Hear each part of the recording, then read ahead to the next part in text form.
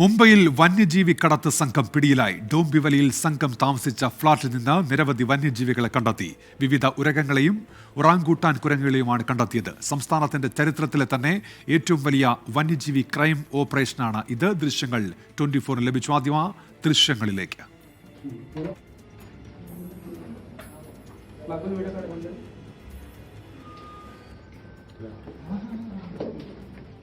ശ്രീനാഥ് ചന്ദ്രനുണ്ട് മുംബൈയിൽ നിന്നിപ്പോൾ വിവരങ്ങളുമായി. ശ്രീനാഥ്, വിശദാംശങ്ങൾ.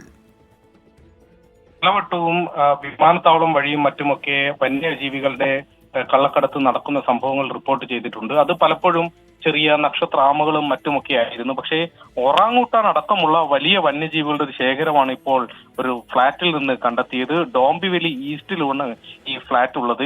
ഇവിടെ വാടകയ്ക്ക് താമസിച്ചിരുന്നവരാണ് ഈ തരത്തിൽ വലിയ തോതിൽ വന്യജീവികളെ ഇവിടെ ഇങ്ങനെ ശേഖരിച്ച് വെച്ചിരുന്നത്.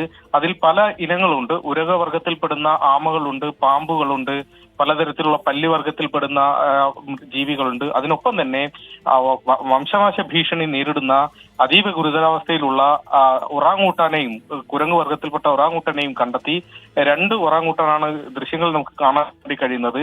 ഈ രക്ഷപ്പെടുത്തുന്ന സമയത്ത് ഇതിന്റെ നില വളരെ ഗുരുതരാവസ്ഥയിലായിരുന്നു എന്നതാണ് മനസ്സിലാക്കാൻ വേണ്ടി കഴിയുന്നത്. ശുചിമുറിയിലെ ആണ് ഒറാങ്ങൂട്ടാൻ ഉണ്ടായിരുന്നത്. അവിടെ ഒരു കൂട്ടിലാണ് ഉണ്ടായിരുന്നത്. ഏതായാലും മൃഗങ്ങളെയൊക്കെ തന്നെ സുരക്ഷിത കേന്ദ്രത്തിലേക്ക് ഇപ്പോൾ വന്യജീവി വകുപ്പ് മാറ്റിയിട്ടുണ്ട്. ഥാനയിലുള്ള വന്യജീവി വകുപ്പ് ഓഫീസർമാരാണ് ഈ പരിശോധന നടത്തിയത്. അവർക്ക് രഹസ്യ വിവരം ലഭിക്കുകയായിരുന്നു. ഇങ്ങനെ ഒരു റെസിഡൻഷ്യൽ അപ്പാർട്ട്മെന്റിൽ ഈ തരത്തിൽ വലിയ തോതിൽ വന്യജീവികൾ ഉണ്ട് എന്ന വിവരം ലഭിച്ചു. അങ്ങനെയാണ് ഈ ഫ്ളാറ്റ് റെയ്ഡ് ചെയ്യുകയും അതിനുള്ളിൽ നിന്ന് ഈ ജീവികളെ രക്ഷപ്പെടുത്തുകയും ചെയ്തത്. ഏതായാലും വന്യജീവി വകുപ്പുമായി ബന്ധപ്പെട്ട് വിവരങ്ങൾ ആരായുമ്പോൾ ഈ സംസ്ഥാനത്തിന് മഹാരാഷ്ട്രയുടെ ചരിത്രത്തിൽ തന്നെ ശ്രീനാഥ് ചന്ദ്രനാണ് മുംബൈയിൽ നിന്ന് വിവരങ്ങൾ നൽകിയത്.